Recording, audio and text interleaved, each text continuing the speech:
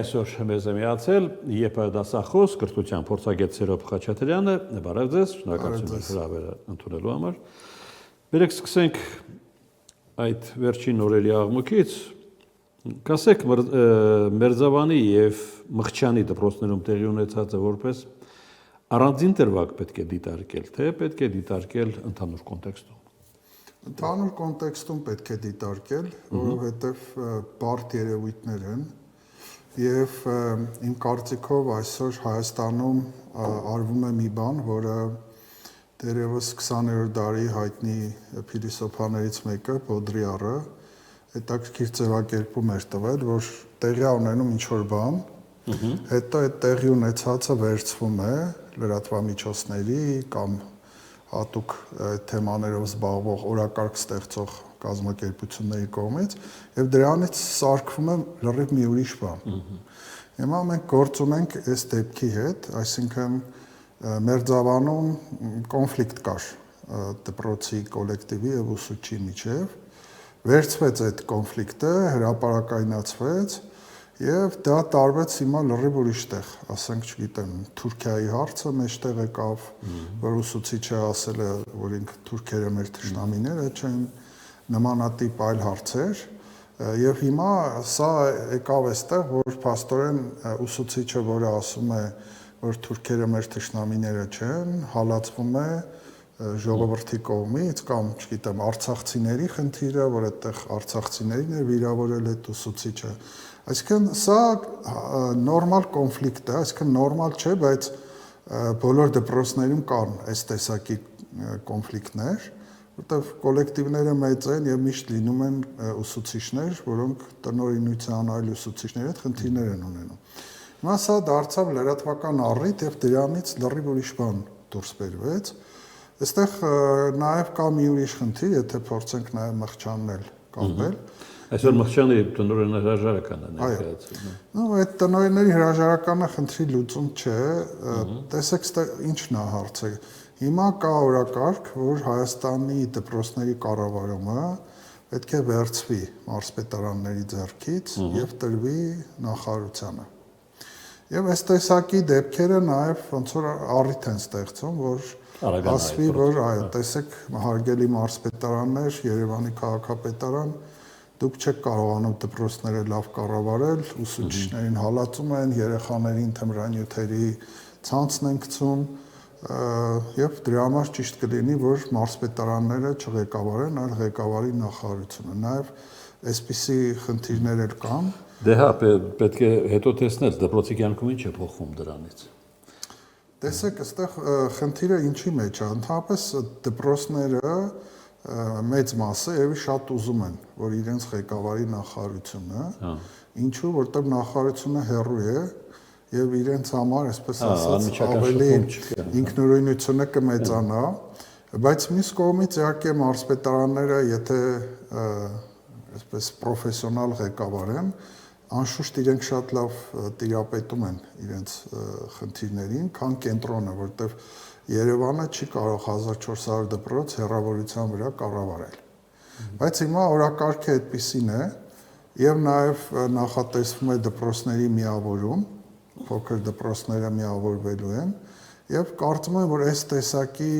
առիթները օգտագործվում են նաեւ ցույց տալու, որ մեր ժողովուրդը շատ, այսպես ասած, անդաստիարակ է, կոպիտ է եւ համակարգը չի աշխատում եւ հետեւաբար պետքա նոր կառավարման համակարգ։ Շատերի մոտ կա իհարկե, ես հանդիպեցի մի քանի այդպիսի ձևակերպումների, որ միջադեպ այնուամենայնիվ կազմակերպված լինելու տպավորություն է թողնում։ Դուք ունեք այդ տպավորություն։ Ես չեմ կարծում, որ ինքը նախորդ պլանավորվել է։ Ենթադրում եմ, որ կոնֆլիկտ է եղել եւ գուցե ուսուցիչը ինչ-որ իմաստով փորձել է լուսաբանման տանել այս խնդիրը եւ այդպես արդեն օգտագործվեց հետո։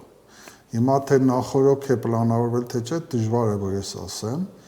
բայց որ ինչ որ ցույց տրվեց դրանից հետո սարքվեց մի ուրիշ բան, դա կարող եմ հաստատ ասել։ Այսպիսի կոնֆլիկտներ շատ կան, ասեմ ձեզ, Թմրանյութերի խնդիրը վաղուց է հայտնի։ Դրա մասին արդեն մի քանի տարի խոսվում է։ Եվ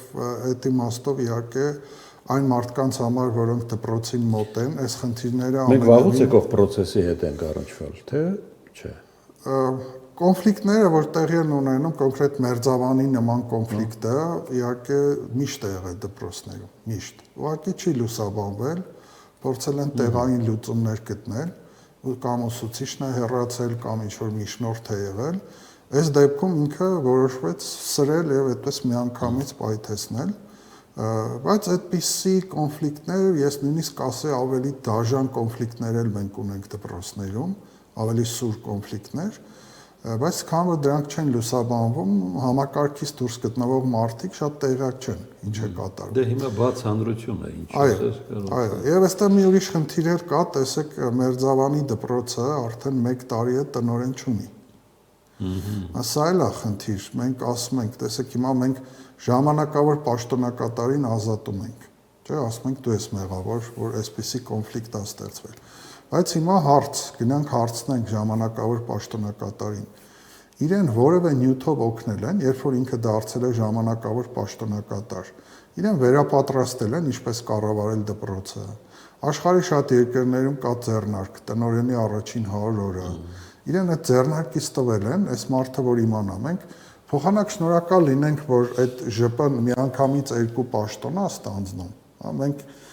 իրան ազատում ենք աշխատանքից, երբ որ մենք իրեն ոչնչով չենք աջակցել եւ 1 տարի դպրոցը թողել ենք առանց տնօրենի։ Ճիշտ ասած, ես չեմ հիշում ժամանակահատված, երբ կրթության առաջվա խնդիրը քաղաքական մթնոլորտում չի քննարկվել։ Հիմա էլ մենք բախվել ենք դրան։ Այո, հիմա շատ ավելի սուր է։ Ես միշտ ասել եմ, կրթությունը քաղաքական է։ Ուսակցականությունը լավ չի կրթությանը, բայց կրթությունը չի կարող քաղաքական լինել։ Հիմա տեսեք հասարակ հարց դիտարկենք, հա։ Հիմա մենք իրականից առաջ ընկնեմ հարցնեմ, ատեստավորման մեջ դա մտել է։ Ուսուցիչների ատեստավորման, տնօրենների ատեստավորման։ Ինչը։ Քաղաքականությունը ձեր նշած։ Չեմ կարծում, դեռ չեմ տեսնում այդպիսի վտանգ, բայց ընդհանուր տեսեք ինչ խնդիր ունենք մենք հիմա։ Գիտեք, որ հիմա փոխվում է Հայաստանի գաղափարախոսությունը, կա իրական Հայաստանի գաղափարախոսություն, եւ հիմա նաեւ պետք է այդ ամեն ինչը մտնի դպրոց, որովհետեւ եթե դպրոց չմտնի, դա այսպես ասած հաջողության հույս չունի։ Դպրոցը այդ ինդոկտրինացիայի նոր գաղափարախոսություն ներարկելու գլխավոր օղակն է։ Հիմա այստեղ, բայց մի ուրիշ խնդիր կա։ Մեր ուսուցիչների ճնշող մեծամասնությունը 5 գաղափարախոսության կողմնակիցներ են։ Այսինքն այսօր մեր ուսուցիչների ճնշող մեծամասնությունների խոսում են Արցախի մասին, խոսում են, չգիտեմ, ցեղասպանության մասին, Թուրքիայի հետ կապված թշնամական հարաբերությունների, այսինքն դպրոցի բուն խոսույթը մնացել է, այսպես ասած, մեր երկարամյա այդ գաղափարախոսության տիրույթում։ Դա սերնդափոխությունը կլուծի այդ հարցը։ Դժվար է ասել, ես չի ասի թե երիտասարդները ավելի հեշտ, բայց հիմա այս խնդիրը պետք է լուծել, այսինքն դուք պատկերացնում եք Հայաստանում լինի իշխանություն, որը ուրիշ բան քարոզի, դպրոցներում ուրիշ բան լինի։ Այսօր կառավարության հիմնական խնդիրներից մեկը այն է, թե իրան նոր գաղափարախոսությունը ինչպես մտցնել դպրոց։ Լավ, այդ դեպքում ուրիշ բան ասեք, հա, մարդկանց թողնենք։ Այս կամ այն առարկայի նկատմամբ Հայաստանում կա քաղաքական վերաբերում։ Միանշանակ, օրինակ հայոց պատմությունը, որը գիտեք, որ անվանափոխվեց, դարձավ Հայաստանի պատմություն, չէ՞, սա էլ էր նոր գաղափարախոսություն, եւ իհարկե հիմա հնարավորինս տեսեք, վերցնենք հայոց պատմության չափորոշիչը։ 9-րդ դասարանի չափորոշիչում 2024 թվականին հաստատված մայիսին խոսվում էր այն մասին, որ Արցախի հետ բերման հարցը պետք է աշակերտները քննարկեն։ Այդպիսի վերջնարդյուն կար։ Աշակերտները պետք է քննարկեն Արցախը հետ վերադարձնելու եղանակները, 9-րդ դասարանի աշակերտները։ Ես ճիշտ ասած զարմացա, թե սա ոնց է հաստատվել, որովհետև սա լրիվ հակադիր էր իրական Հայաստանի գաղափարախոսությանը։ Ես ենթադրում եմ, որ այն մարդիկ, որոնք պիտի կարդային այս փաստաթուղթը եւ ջնջեին այդ մասերը, չեն կարդացել։ Հիմա ցավոք սրտի այդ կարդացող մարդկանց թիվը նվազել է, ու լիքը բան կարելի է ներքևներում գրել, հասնի մինչև վերը ոչ ոք չկարդա, վերջի հետո երևի տեսան դա եւ մի քանի ամիս հետո փոխվեց, այսինքն Արցախ բառը դարձավ Լեռնային Ղարաբաղ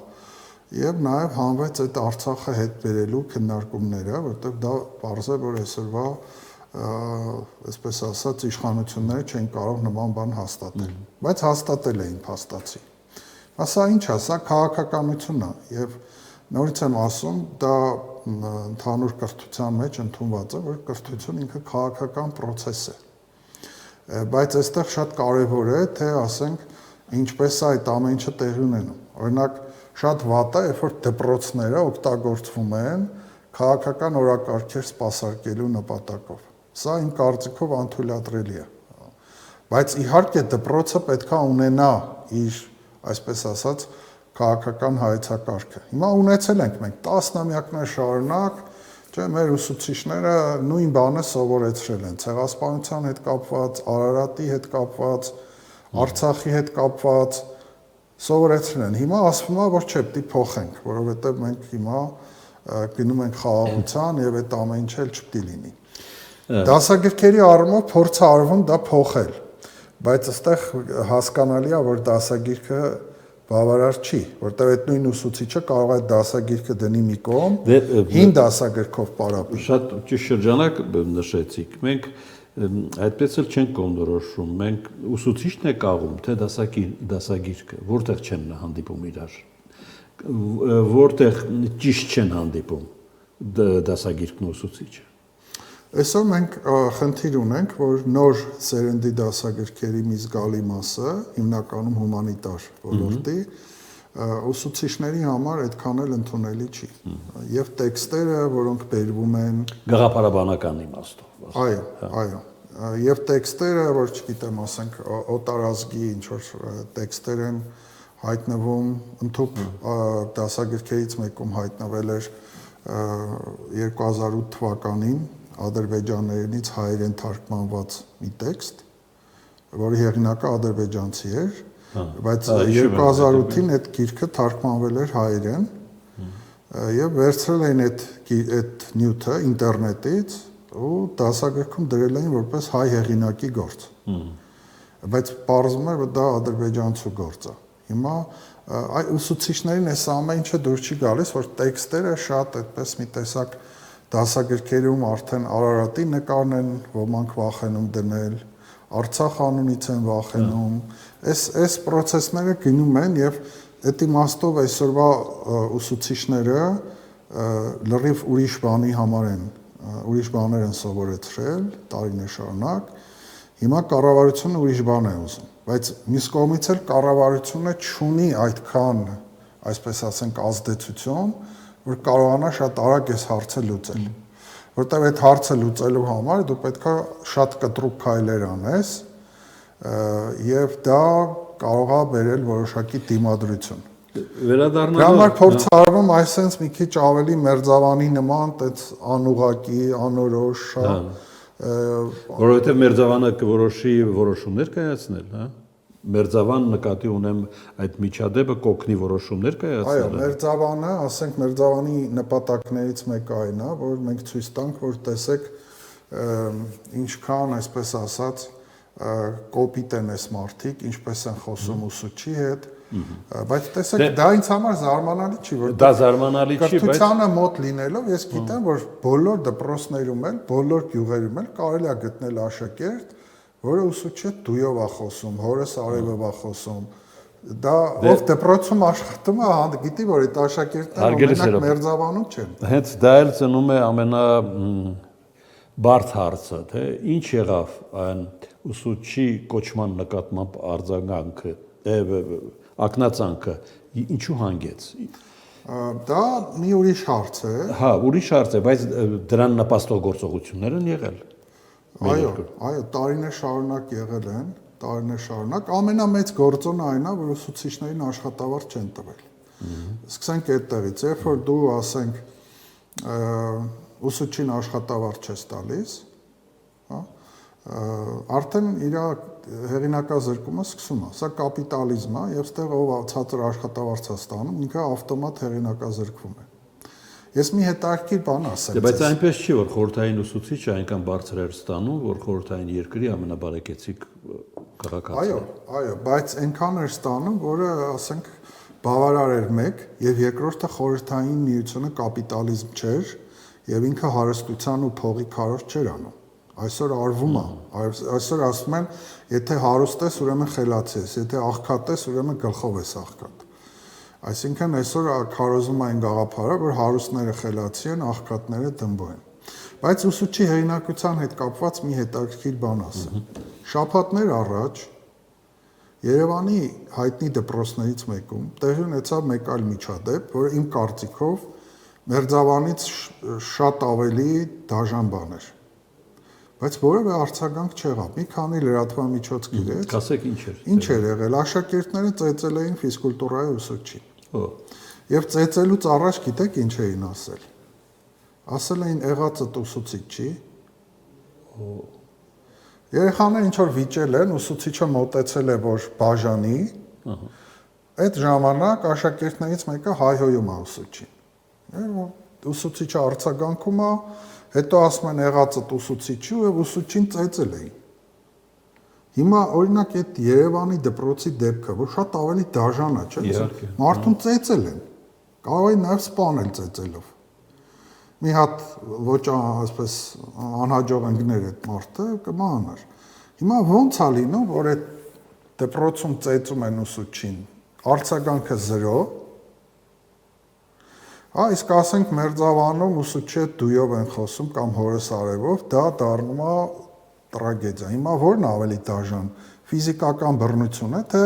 անդաստիարակ խոսելաձևը։ Որտեւ գուցե այդ դպրոցում չկար այդ առիթը, որ դրանից մի բան սարքվեր։ Այդտեղ նաև ինչով էր կարևոր, որ այդ ծեծվող ուսուցիչը ըստ իմ ինֆորմացիայի բավական բարձր հեղինակություն ունեցող մարդ է եղել կոլեկտիվում, երիտասարդ, բայց ցավոք լռություն եղավ։ Մի քանի լրատվամիջոց գրեցին, անցավ։ Այսինքն այն օղակը, որը պետք է զբաղվեր դրանով, որոշեց լռության տալ։ Այո, ոչ մի դատապարտում չեղավ պաշտոնական եւ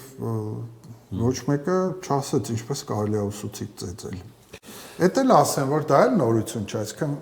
էլի դեպքեր են եղել, այսինքն ինձ համար որպես կրթության ոլորտի մարդ այս դեպքերը չեն զարմացնում, որտեվ եւ ուսուցիչ են ծեծել, եւ դույով են խոսացել, եւ հայհոյել են ուսուցչին, եւ վիրավորել, ամեն ինչ էլ ունենք, բայց այս մեկը դարձավ ուրիշ բան։ Դուք քանի որ նաեւ բուհի խոհանոցը լավ գիտեք, կասեք ինչ եղավ այն ժամանակին անգամ կոռուպցիայով ուղեկցող աժոտաժը, որ հիմա չկա բուհերում։ Ինչու հանգեց դա։ Եթե նկատի ունեք միջանկյալ քննությունները, հա, այդ միջանկյալ քննությունը դեռ երկրորդական է համարվում։ Բու ընդունվելու առելի ծախսերը, այո, բու ընդունվելու այդ հովանավորչական սխեմաները, ում երեխան ընդունվի, ումը չընդունվի։ Տեղի ունեցավ դա որ ֆակուլտետում ով ընդունվի։ Այո։ Տեղի ունեցավ այն պատճառով, որ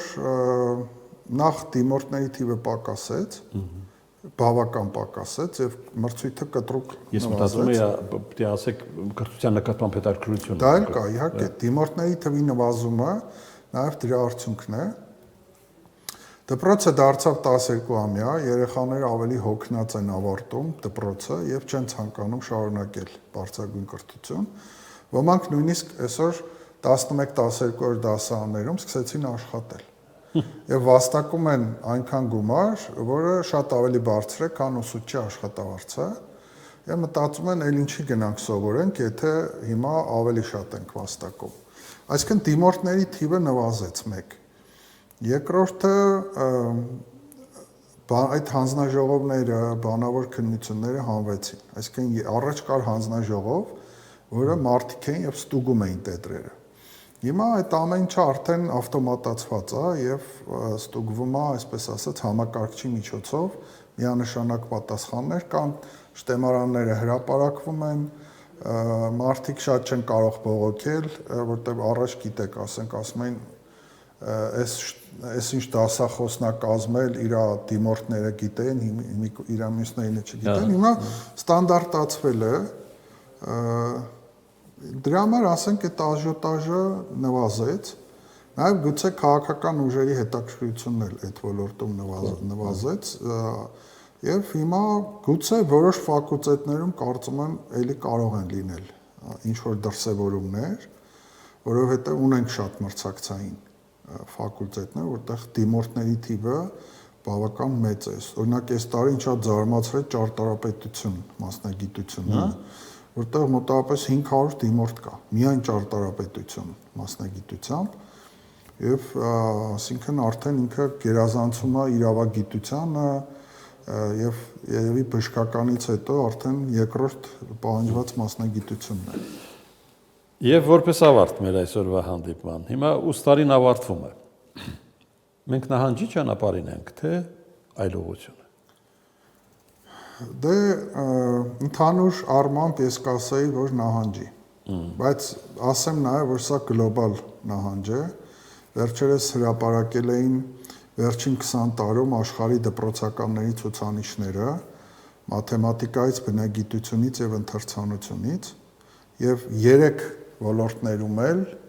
անկումը ուղղակի գահավիժող գծի նման է։ Այսինքն հասարակությունը դառնում է ավելի անգրագետ, կրթության մակարդակը իջնում է, եւ սա Հայաստանին չի կարող չվերաբերել, որտեվ եթե ավելի մեծ բյուջեով երկրներն են ձախողվում, մեր նման քիչ փող դնող երկրները չեն կարող հաջողության հասնել։ Մենք դեռ այդ ցանկում ենք, քիչ դնող կրթության վրա։ Այո, մանավանդ բուհական կրթության մեջ մեր բյուջեն խայտառակ ցածր է։ Մենք աշխարհում 100-րդ տեղում ենք բուհերի ֆինանսավորման ցուցանիշով։ Նաև շատ ցածր են մեր շրջանավարտների հմտությունների մակարդակը, այդտեղ էլ 129-րդ տեղում ենք։ Այսինքն ընդհանուր որակը նվազում է, բայց այս մասին չի խոսվում։ Հայաստանում միշտ մենք փորձել ենք կրթության ռեֆորմներով մարդկանց մոտ առաջացնել դրական սպասումներ, որ շուտով լավա լինելու, էս էլ անենք, այն էլ անենք, տեսեք ինչ է լինելու, բայց այդ էլ ճիշտ չի, էլի, այսինքն պետքա մարդկանց գուցե ասել իրական վիճակը ինչ է, իսկ իրական վիճակը բավական վատ է։ Այսքանը, շնորհակալություն մեզ գնահատականների համար, մենք լսում էինք Սերոբ Խաչատրյանին, կրթության փորձագետ եւ դասախոս։